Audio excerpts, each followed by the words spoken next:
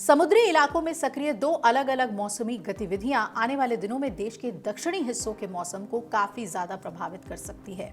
आपको इस रिपोर्ट में हम बताने जा रहे हैं कि चक्रवात सेन्यार का क्या असर पड़ने वाला है भारत के मौसम में। आपको बता दें कि मलक्का जल डमरू मध्य और इसके आसपास बने एक गहरे दबाव वाले यानी कि डीप डिप्रेशन वाले साइक्लोन यानी चक्रवात में इसके बदलने की आशंका है।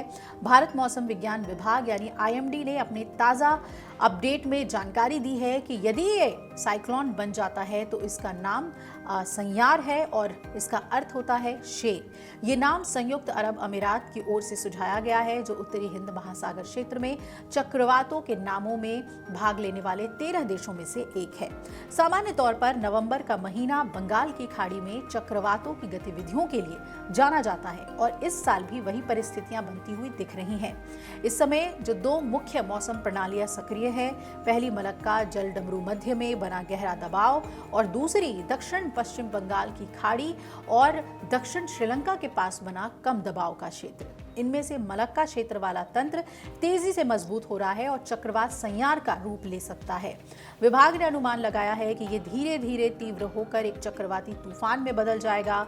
इस दौरान 60 से 100 किलोमीटर प्रति घंटे की रफ्तार से तूफानी तेज हवाएं चल सकती हैं, जो समुद्री गतिविधियों को पूरी तरीके से प्रभावित करेंगी और तटीय इलाकों में चेतावनी की स्थिति बन जाएगी। मलक्का जल डमरू मध्य भौगोलिक रूप से बेहद महत्वपूर्ण स्थान पर है, क्योंकि ये अंडमान सागर और दक्षिण चीन सागर को जोड़ता है।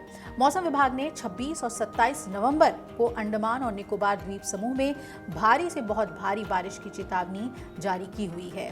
वहां पर तेज हवाओं के साथ गरज चमक और समुद्र में उथल पुथल की स्थिति बन सकती है। स्थानीय प्रशासन ने मछुआरों को समुद्र में ना जाने की सलाह दी है और लोगों को सतर्क रहने के लिए भी कहा है।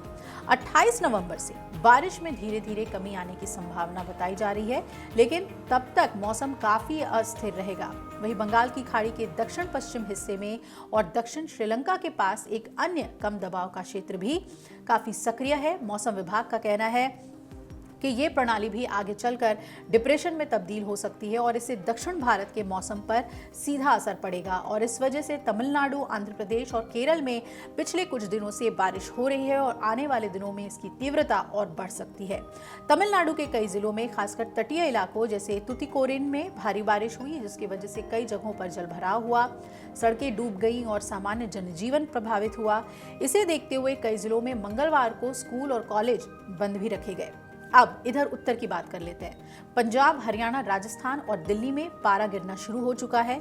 मौसम विभाग की रिपोर्ट के मुताबिक दिल्ली में न्यूनतम तापमान आज 8 डिग्री सेल्सियस दर्ज किया गया। पंजाब से लेकर दिल्ली तक ज्यादातर जगहों पर तापमान सिंगल डिजिट का ही रहा और कुछ जगहों पर तो बेहद कम रहा। तापमान में गिरावट हो रही है, लेकिन ये अभी शीतलहर यानी कि कोल्ड वेव की संभावना नहीं है। दिल्ली एनसीआर में कोहरे का भी अलर्ट जारी किया गया है। दिल्ली में इस सीजन का सबसे कम तापमान 8 डिग्री सेल्सियस रिकॉर्ड हुआ। पंजाब, हरियाणा और राजस्थान के कई जगहों पर भी पारा काफी तेजी से नीचे जा रहा है। उत्तर प्रदेश और बिहार में ठंड का प्रभाव बढ़ गया है। दोनों राज्यों में शीतलहर का प्रकोप बढ़ने की संभावना है। मौसम विभाग की रिपोर्ट के मुताबिक आज मौसम साफ और ठंडा रहने का अनुमान है।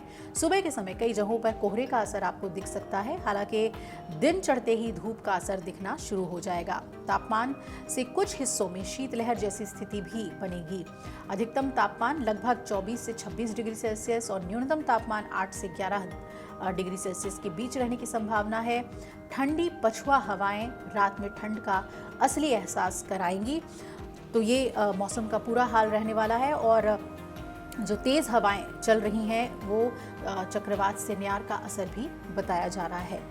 अगर आप ये वीडियो YouTube पर देख रहे हैं तो हमारे चैनल को सब्सक्राइब कर बेल आइकन दबाएं और Facebook पर देख रहे हैं तो हमारे पेज को लाइक करें।